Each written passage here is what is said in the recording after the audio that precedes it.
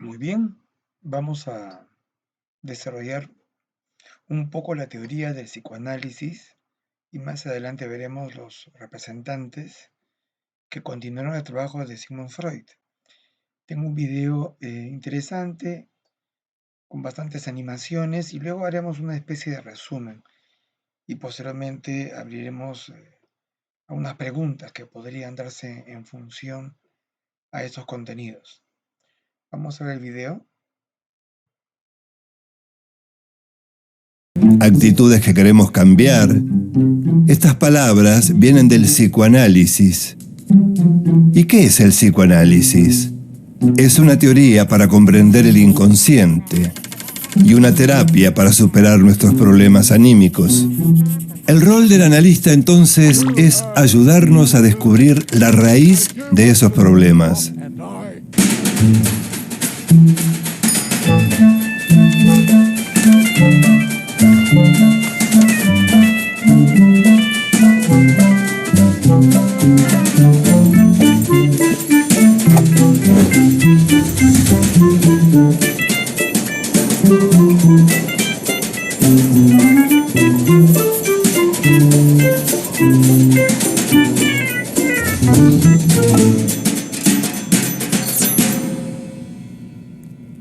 Hasta comienzos del siglo pasado, los problemas de la mente eran tratados solo por la medicina.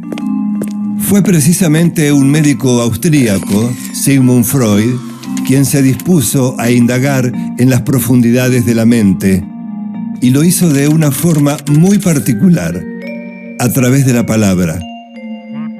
Freud escuchaba a sus pacientes, consideraba sus palabras como la llave de acceso al inconsciente. Pero la comunidad médica se resistía a aceptar que podía curar los problemas solamente hablando. Sin embargo, Freud pudo. Los resultados fueron tan contundentes que no tuvieron más alternativa que aceptar al psicoanálisis como una especialidad de la medicina. Sin proponérselo, Freud impulsó una de las más sólidas revoluciones del siglo XX. Sigmund Freud nace en Freiberg, una ciudad que en 1856 pertenecía al Imperio Austrohúngaro. Sus padres eran comerciantes judíos y cuando él tenía 1 año se mudaron a Viena. El pequeño Siggy mostró desde muy temprano un gran interés por saber cómo funcionaba la mente humana. Estudió medicina, quería ser un científico y dedicarse a la neurofisiología. Sus primeras investigaciones se centraron en las células nerviosas y fueron decisivas para su futuro trabajo. Pero hacia 1890 había mucha resistencia para que los judíos ocuparan posiciones importantes en la academia. Freud decide entonces continuar como médico clínico en el Hospital General de Viena. La misma Viena por donde pocos años después pasaría otro muchacho cuyo nombre se convertiría en sinónimo del máximo horror de la humanidad. Sus conocimientos de neurología lo llevan primero a trabajar en la clínica psiquiátrica del prestigioso Dr. Meinert. Allí Freud se especializa en las enfermedades del sistema nervioso. Descubre que en la palabra están los principios fundamentales para llegar al inconsciente y así lograr una cura para aliviar los malestares de sus pacientes. Cuanto más se introducía en las profundidades de la psique del paciente, más se acercaba al origen de sus problemas. De esta manera, a través de sus interpretaciones, Freud ayudaba al paciente a poner en palabras lo que estaba en su inconsciente. Partía de una hipótesis: todo lo que se vive en la niñez deja marcas profundas. De alguna forma, se graba en nuestro inconsciente sin que nos demos cuenta y determina nuestras conductas adultas. Cuando el paciente se da cuenta de cuáles son los orígenes de sus conflictos, puede empezar a cambiar las ideas que tiene sobre sí mismo. El joven Freud recibe una pequeña beca para ir a estudiar en París con el famoso neurólogo Jean-Martin Charcot. En esa época, cualquier síntoma que no podía ser explicado se atribuía a algún tipo de histeria. Y como no había cura aparente, los médicos recomendaban baños termales, masajes, electroterapia o reposo. Durante sus estudios con Charcot, Freud llegó a la conclusión de que la neurosis es un trastorno de la personalidad, no una enfermedad del sistema nervioso. Las neurosis surgen de conflictos, frustraciones o situaciones no resueltas y se manifiestan en nuestras conductas.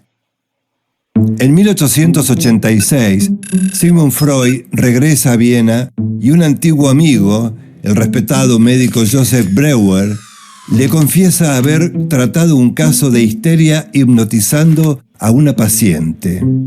Ana O era el nombre de la paciente, una joven a la que se le paralizaban las piernas y los brazos, veía mal, tosía y no comprendía cuando le hablaban. Freud no la hipnotiza. Prefiere dejarla hablar sobre lo que le venga a la mente. Recuerdos, fantasías, sueños que se asocian libremente. Al concluir el relato, Ana se sintió muy aliviada. A través de la palabra comienza su proceso de curación. La asociación libre no es el único camino al inconsciente. Freud descubre que los sueños también expresan deseos no manifiestos. En 1896 escribe La interpretación de los sueños. En este estudio explica que a través de los sueños también es posible abordar cuestiones arraigadas en el inconsciente. Es decir, los sueños son otra de sus llaves de acceso. En 1905, Freud publica sus investigaciones en 3 ensayos de teoría sexual. Vinculó el goce con la sublimación. Los deseos sexuales son impulsos que buscan los primeros goces que tuvimos. Por eso Freud separa lo genital de lo sexual. Hombres y mujeres obtenemos placer sexual no solo de la estimulación de la zona genital. Todas las superficies del cuerpo son zonas erógenas. Las personas satisfacen parcialmente esos deseos en la vida sexual y en los sueños. Freud distingue entonces 3 etapas en el desarrollo psicosexual de cada uno. La primera etapa es la oral, cuando la mayor satisfacción del bebé se la da el alimento. Por lo tanto, el placer lo obtiene al succionar. Pero cuando la madre le retira el pecho, el bebé siente algo así como la expulsión del paraíso. El bebé entra en la segunda etapa. Freud considera que retener y soltar le causa placer. La tercera etapa aparece a los 3 o 4 años, cuando el niño o la niña descubren que llevando las manos a la zona genital obtienen placer. Comienza la curiosidad, la angustia y la confusión que provocan las diferencias entre la anatomía sexual del varón y de la niña. Entre los 5 y 6 años, el niño entra en la fase del complejo de Edipo. Los sentimientos del niño hacia la madre y de la niña hacia el padre entran en pugna. Sienten por ellos amor y celos, rivalidad y dependencia. Esos sentimientos incidirán en la formación de su carácter, en su diferenciación y orientación sexual. La teoría de la sexualidad desarrollada por Freud lo hizo famoso, pero no por las razones que él hubiera deseado. Él buscaba hacer un aporte a la comprensión de la represión. Durante la Primera Guerra Mundial siguió buscando respuestas a un conflicto neurótico de base: lo que deseamos versus lo que hacemos. Freud dijo que todas nuestras conductas estaban al servicio de reducir esta tensión. Postuló un nuevo modelo dinámico de la psique. El ello reúne nuestros impulsos primarios. La mente de un bebé es fundamentalmente ello. Al empezar a darse cuenta de algunas cosas, una parte del ello abstracto del bebé empieza a crear su yo. Freud adjudica al yo varias funciones. Primero, puede actuar como una guía ante la realidad. También es un inhibidor de un impulso inconsciente que lo convierte en un mecanismo de defensa. El super-yo es la mirada de los padres por encima de la propia. La Primera Guerra Mundial pareció una prueba terrible para la conciencia moral. Cuando terminó, Freud dijo que una cosa es moralidad y otra conciencia moral, demostrando que su teoría del yo también se podía aplicar al inconsciente y a los comportamientos de la sociedad. Sigmund Freud sostuvo que la moralidad tenía algo de superyoica, de imposición, y que la conciencia moral echaba raíces en la parte reprimida de la sociedad. Cuando la población dejaba de pensar por sí misma y depositaba su guía en un único líder, un superyo grupal se imponía sobre el yo. En 1933, mientras los nazis quemaban sus libros y los de muchos grandes pensadores modernos, Freud todavía pensaba que la civilización había avanzado. Se equivocaba. Si no hubiera huido de Alemania a Londres, los nazis lo habrían enviado a un campo de concentración e incinerado como a millones de judíos, incluidas sus propias hermanas. Sus ideas despertaban resistencia en círculos médicos, científicos, religiosos y políticos, pero al mismo tiempo generaban líneas psicoanalíticas distintas a las suyas. Fue admirado, resistido y cuestionado en proporciones iguales. Y dejó una importante herencia en sucesores como Carl Jung, Alfred Adler y Melanie Klein, entre otros. Una de sus discípulas más reconocidas fue la misma Anna Freud, su hija menor, quien desde muy joven se convirtió en su asistente personal. Cuando en 1923 a Freud le diagnostican un cáncer en el paladar, Ana se vuelve también su enfermera y representante oficial. Con los años, el padecimiento psíquico se independizó de la medicina y millares de médicos estudiaron al psicoanálisis y abrieron sus consultorios. El psicoanálisis se volvió parte central de la cultura de Occidente en el siglo XX, atravesando en gran medida todos los aspectos más importantes de nuestras vidas. Influyó en la crianza, la educación, la publicidad, los movimientos sociales, en la creación del feminismo, en las luchas contra el racismo, en la política, en la aceptación de la diversidad genérica y en todas las artes. Sigmund Freud continuó trabajando y escribiendo en Londres, hasta el día de su muerte, el 23 de septiembre de 1939.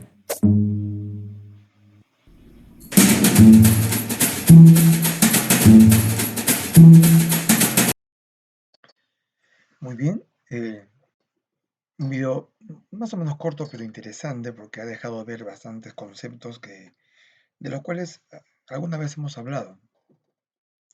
Pero hay varios puntos que hay que reforzar y sobre todo que podemos trabajar en clase, ¿no? El tema de los sueños, la interpretación, de las represiones, la sublimación, un concepto que se desarrolló y ver un poco más de teoría, ¿no? Es cierto, el psicoanálisis es una teoría, pero también es una terapia. Entonces, y cuando se dice psicoanálisis, se habla pues de la escuela, ¿no? Freudiana, pero también se habla del tipo o estilo de psicoterapia que uno puede desarrollar. Un tipo de investigación y un tipo de intervención terapéutica en este caso, ¿no? Eh, el análisis de los conflictos sexuales, pero ven ustedes que lo sexual no solamente es el apareamiento, el coito en sí, ¿no? Habla de una fuente de placer. Hay antecedentes, sí, por ejemplo, Leibniz, el filósofo alemán, que hablaba de los grados de conciencia y las mónadas, Schopenhauer, la represión del inconsciente, la teoría evolucionista de Darwin, que es importante porque nos da la idea de que nacemos con ciertos impulsos o instintos, que en Freud debería llamarse pulsiones.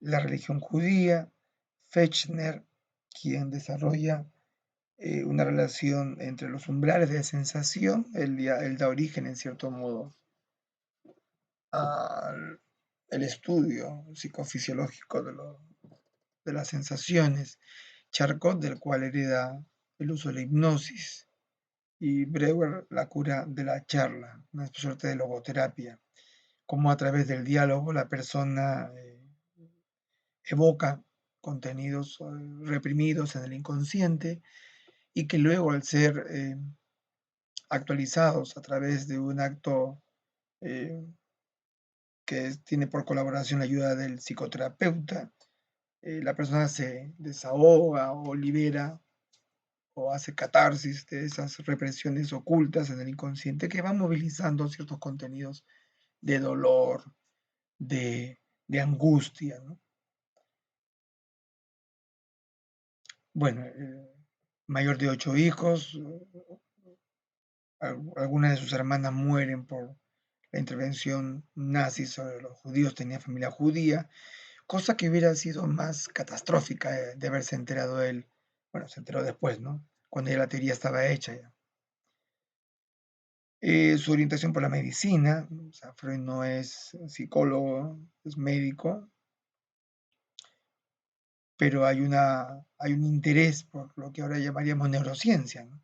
La relación entre la medicina y la conducta humana. El objeto de estudio es la vida inconsciente, pero propone otros conceptos: inconsciente, consciente, preconsciente, subconsciente. ¿Cuál es el objetivo del psicoanálisis? Un remedio a las curas o cura a los problemas de la persona, ¿no? Recuperar recuerdos inconscientes por medio de su análisis. ¿Existe el inconsciente? Por supuesto que existe, ¿no? Muchas veces recordamos cosas después de mucho tiempo y decimos, pensé que lo había olvidado. A veces una foto evoca recuerdos que pensábamos ya sepultados. Incluso decíamos, yo ni me acordaba de esa foto que me había tomado. Y mientras mayor es la persona, muchos recuerdos más se sienten reprimidos o guardados. Ahora, ¿por qué se guardan? Son un mecanismo de ocultación, un mecanismo de protección que el inconsciente tiene. Reprime aquellas cosas que resultan nocivas, tóxicas o amenazantes a la conciencia, ya que hay una tendencia del sujeto a satisfacer, ¿no? El placer, que sentirse bien, liberado de depresiones, de tensiones, es una forma de placer también. Supuestos básicos, la vida psíquica está determinada, viene la parte darwiniana. El inconsciente tiene un papel predominante en la conducta. Es decir, la conducta no obedece a un estímulo actual inmediato, obedece a una suerte de encadenamientos de recuerdos o de vivencias muy tempranas que pueden haber sido muy negativas y que van a determinar la aparición de ciertos trastornos, como la histeria, de la cual se habló bastante en el video, ¿no? Uno de los primeros temas que empezó a estudiar Freud. Luego el impulso básico es sexual, ¿no? Y entendemos que lo sexual, nuevamente, ¿no? Tiene que ver con diferentes fuentes de placer. Tiene su base en la biología del organismo. Eh, Somos seres pulsionales que estamos sujetos a ciertos principios básicos. Esta energía se manifiesta en varios instintos, vida y muerte, eros y tánatos. Y plantea un modelo topográfico, ¿no? Un modelo donde plantea que el inconsciente forma parte de esa topografía. Ahorita vamos a ver un esquema sobre esto.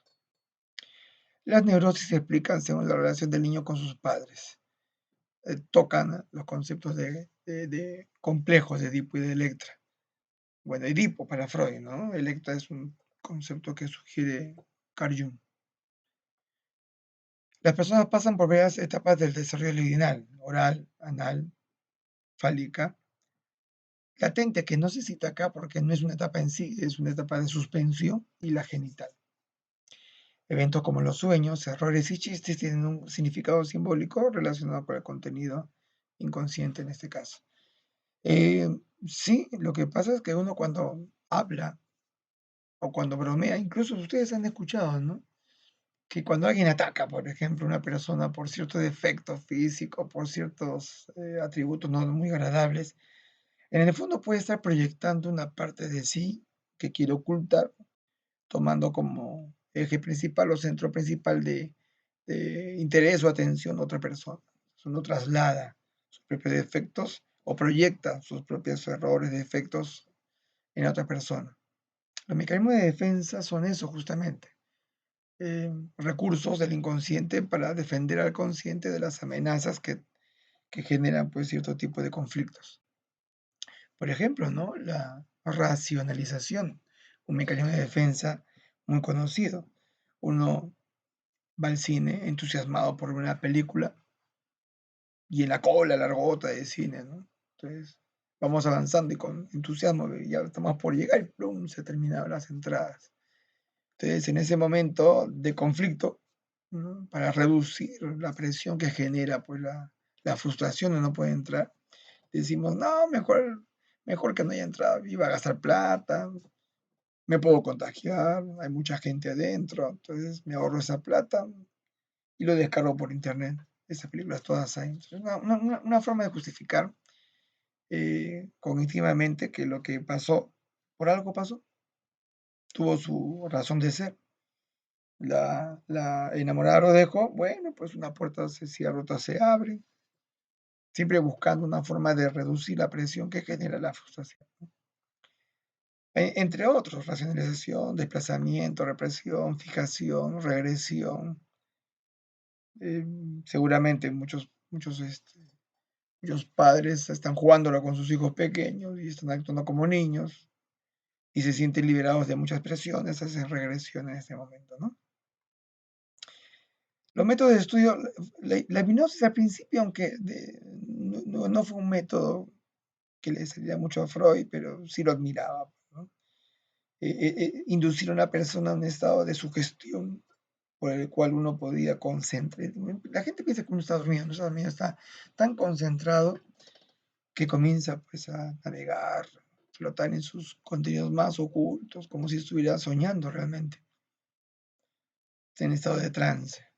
Muchas veces me preguntan si lo que ven en televisión, que uno le dicen, mire, vas a comer una cebolla, ¿no? Y vas a sentir que es como una manzana. Puede durar a corto tiempo eso, ¿no? Un efecto poshipnótico. Incluso han hecho de ello una serie de métodos de hipnopedia. Uno puede aprender un idioma escuchando mientras duerme pasajes, ¿no? Del idioma que quiere aprender y al día siguiente sentir que ese idioma es muy conocido, muy familiar, muy rápido de aprender y hasta la pronunciación la aprende mejor. Eso ha servido para que mucha gente pues, por la noche se induzca estados de motivación fuertes, ¿no? Entonces uno duerme, ¿no? Y escucha en las primeras horas del sueño contenidos motivadores. Y al día siguiente uno despierta pues, con ganas de conquistar el mundo. Sí puede funcionar, repito, a corto plazo, ¿no?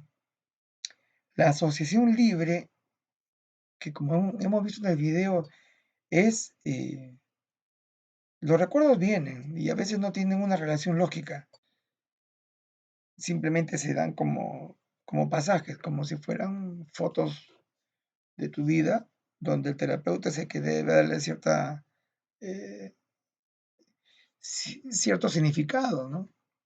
A veces uno va dejando escapar algunos recuerdos de forma totalmente espontánea, por eso es libre.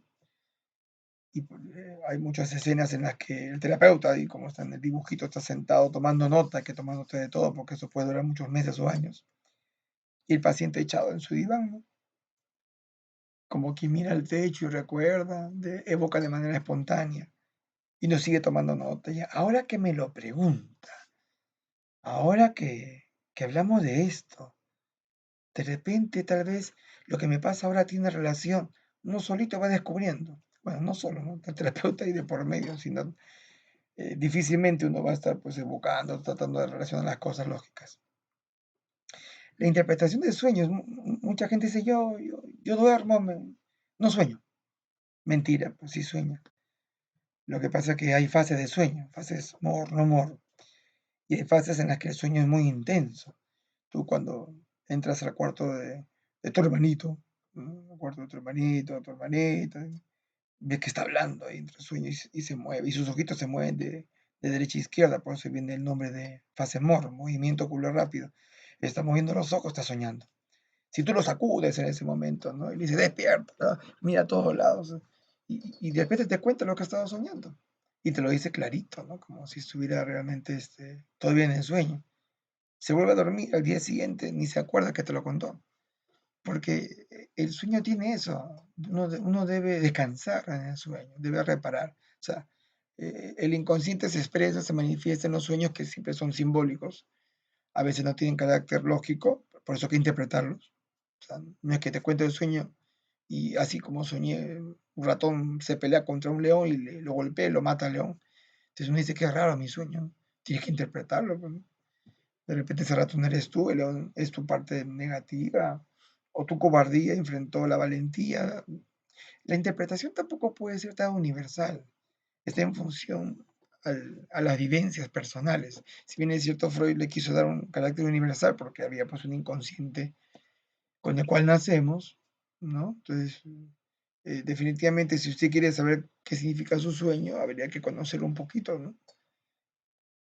Y no esperar que el sueño que uno tenga sea pues igual y que tenga la misma interpretación que la que soñó otra persona con semejantes características. La asociación libre, que es un método de intervención, ahí está, pues, un dibujito ahí donde se ve al terapeuta y al paciente, ¿no? La interpretación. Y la catarsis, ¿qué es la catarsis? La liberación de las emociones reprimidas a consecuencia lógica de haberse enfrentado al pasado, a los recuerdos ya, en este caso, actualizados. En literatura se habla mucho también de catarsis, ¿no? El momento de catarsis en las novelas, por ejemplo. Bueno, acá ya tenemos una comunidad freudiana.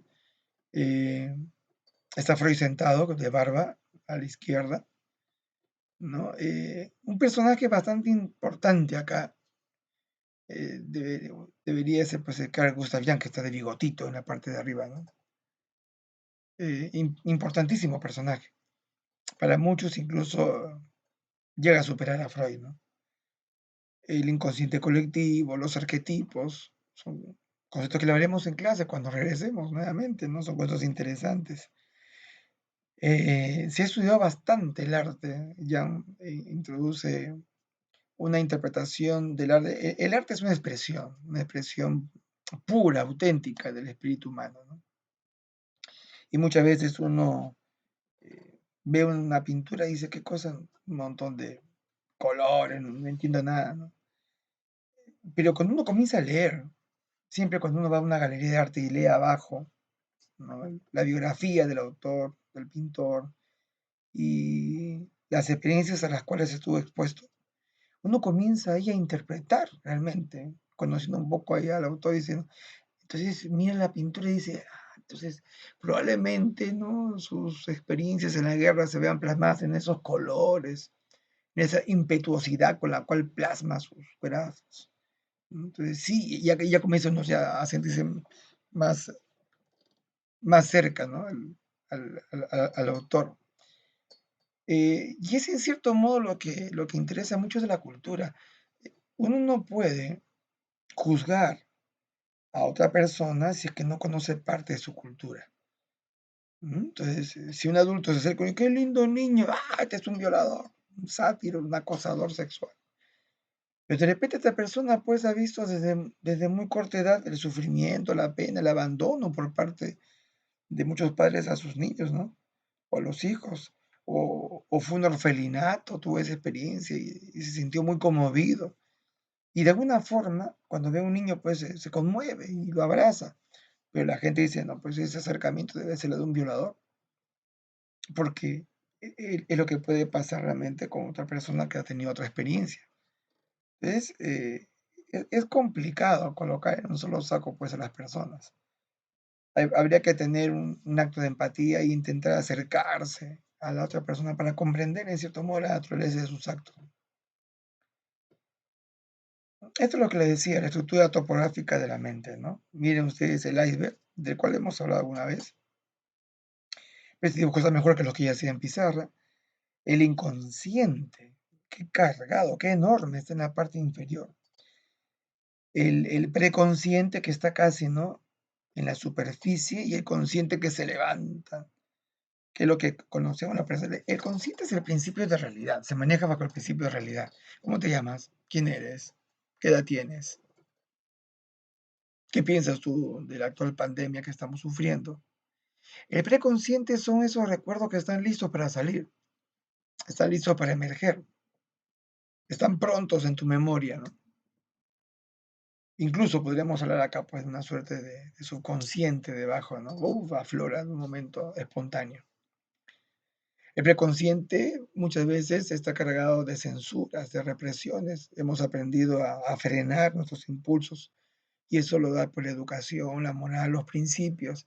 Queremos hacer un acto de repente medio inmoral, ver algo que es prohibido, ¿no? Uy, no, hay que cuidarnos, ¿no? No está mal eso, ¿no? Reírnos de un chiste grosero, te ríes de repente, no, pero qué grosería, ¿cómo voy a reírme de esto? ¿No? El preconsciente está buscando, vigilando, ¿no? De que el consciente no se vea, pues, afectado por cosas, ¿no? Pero el inconsciente, abajo, mira, aparte de las cosas con las cuales nacemos, está cargado de todas las experiencias tempranas. Si a un niño no le dieron de lactar, el bebé que siente rechazo. Con el tiempo, uno siente rechazo. No sabe por qué, cree que todo el mundo lo rechaza, no, su autoestima está muy baja, no desarrolla sentimientos de afinidad por otras personas. ¿Para qué si me vas a rechazar? ¿Tienes pareja? No, pareja no, es una pérdida de tiempo, ¿no? Yo soy un teórico, soy investigador, el amor no es para mí, son cosas inútiles. O sea, teme enamorarse porque, según Freud, desde muy pequeño sintió el rechazo de su madre. Mamá no le quiso dar de lactar porque tenía que ir a trabajar o no quería deformar su anatomía sexual, ¿no? Su estética puede verse afectada por la lactancia de bebé, se quedan descolgados sus pechos, dice mamá, no, jamás voy a tener esos pechos descolgados. Entonces, la víctima es el pequeño, ¿no? El pequeño mientras es rechazado, pero cuando este pequeño se convierte en adulto igual va a ser la víctima, según Freud, ¿no? Bueno, el consciente, acá se encuentra la información del presente, los datos que uno procesa para poder interactuar con el medio, se recupera rápido. Obvio. El preconsciente no amenaza, se recuerda con facilidad, y el inconsciente, ¿no? Los recuerdos, conocimientos, creencias, sentimientos, pulsiones, es la palabra que mejor le caería a la teoría psicoanalítica. Instintos, un poquito difícil aceptar esa palabra, sino que al castellano se tradujo como instinto, ¿no? Instinto es algo que no puedes cambiar, no puedes reprimir tampoco, ¿no? Es una reacción prácticamente. No sería muy... los neopsicoanalistas se molestan mucho cuando la gente dice los instintos, no, tienes que leer en alemán, dicen, ¿no? No es instinto, pulsión, ellos aceptan pulsión la palabrita. Nosotros hemos puesto instintos. Determinismo psíquico. Claro, o sea, determinismo quiere decir que hay una causalidad. O sea, nada de lo que tú haces es casual. Hay una, es casual, es causal, ¿no? Hay una fuerza inconsciente que está actuando sobre tu comportamiento. O sea, tú conversas con alguien, le haces bromas y reaccionó con violencia, gritó, un impulso, ¿no? Eh, y, y luego se da cuenta, ¿no? Oye, disculpa, ¿no? Creo que reaccioné mal. No me preocupa que hayas reaccionado así, lo que me preocupa es por qué has reaccionado así, ¿no? La pregunta. Tú no eres así normalmente, o sea, yo conozco una persona tranquila, mesurada, calmada y de repente tú estallaste. ¿De dónde salió esa reacción? Algo la causa, ¿no? Entonces, hay un interés por saber de dónde viene eso. Las parejas ahora se casan muy rápido, ¿no? ¿Se han dado cuenta? O sea, se hacen novios, parejita al toque, ¿no? Y luego, con el tiempo, cuando hay un poco más de confianza, cuando uno ya no controla, ¿no? La forma en que se ve ante los demás, su pareja tiene que aceptarlo como es. Van apareciendo las cosas que antes no pudieron manifestarse. Yo no te conocía así, dice. Casualmente tienes que conocer, pues, antes de relacionarte con alguien, ¿no? Sino que todo es tan veloz ahora que no se dan tiempo para conocerse. La gente, yo le digo, pues, ¿cuánto tiempo necesitas para conocer a una persona? Me pregunta. el tiempo el necesario, ¿no? El que tú necesites para poder conocer a alguien. No puedes decir un mes, 2 meses, de repente. Alguien se expone, se exhibe de forma muy espontánea y lo conoce rápidamente, pero hay gente que reprime muy bien, o sea, mantiene una conducta de equilibrio total. Y uno admira a esa persona, crea pues un ícono, ¿no? Un avatar ahí especial, pero no, no es así, es así. Hay que tener mucho cuidado con eso. Modelo estructural de la personalidad, nuevamente, ¿no? Acá no se ve muy bien, pero es el ello, el yo y el superyo. El ello, principio de placer, subjetivo, acá están los instintos nuevamente, bueno, el yo, interactúas con el medio ambiente. Claro que el yo va creciendo, ¿no? El niño cuando es pequeño dice, cuando yo sea grande, o sea, ya tiene cierta conciencia de su realidad. Sabe que es niño, pero cuando sea grande, ¿no? Y el yo se va fortaleciendo o se va debilitando según las experiencias que va teniendo. Y el super yo, ese conjunto de reglas, toda esa moral internalizada a través de las relaciones sociales, ese Pepe Grillo que tenemos nosotros como Pinochos, ¿no? Ese juez, ese fiscal que te dice, mira que está mal lo que estás haciendo, severo. Y a veces uno simplemente reprime. Es tan fuerte el super yo. Los hombres no deben llorar, dice. Pues, si se ha muerto un ser querido, ¿por qué no lloras? No, pues, ante los demás eso sería un acto de cobardía. Yo debo mantenerme fuerte, firme, sereno, incoluble. Espérate 2, 3 meses más, vas a ver cómo vas a llorar. Vas a llorar, pero a moco tendido, ¿no? Lágrimas chillando por todo lado, porque no te permitiste reaccionar en ese momento. Entonces, la pena se acumuló y cuando tiene que salir, sale con más fuerza.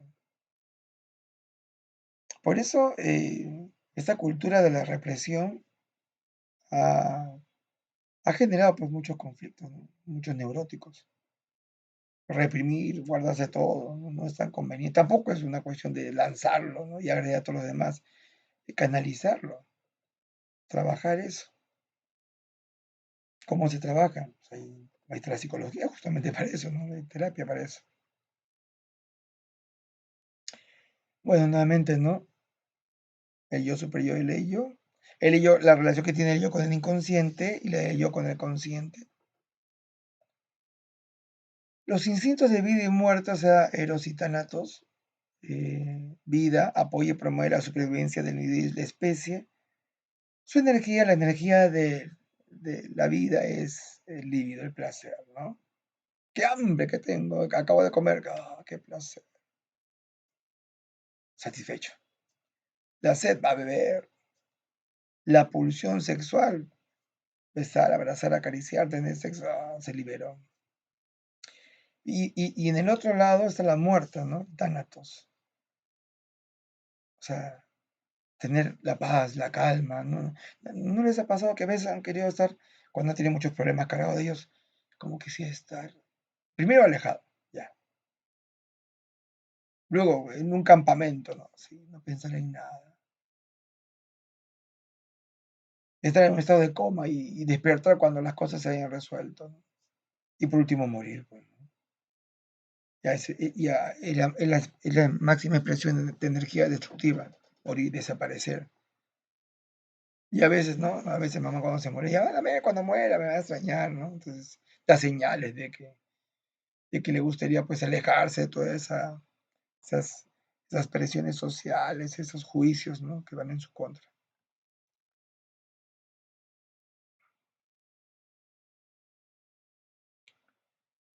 Interesantes los conceptos de catexia y contracatexia. Esto lo voy a dejar como un trabajito para ustedes, ¿no? Catexia y contracatexia.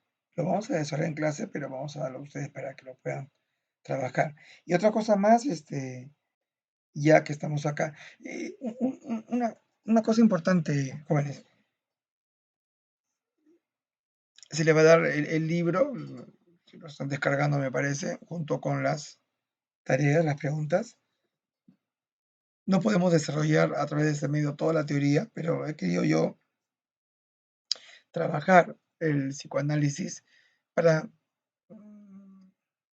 tomar algunos conceptos que son claves, cuestionar algunos principios, eh, reflexionar acerca de ello y ver de qué manera pues, podemos nutrirnos y entender un poquito mejor. Por ejemplo, la literatura tiene muchos contenidos psicoanalíticos.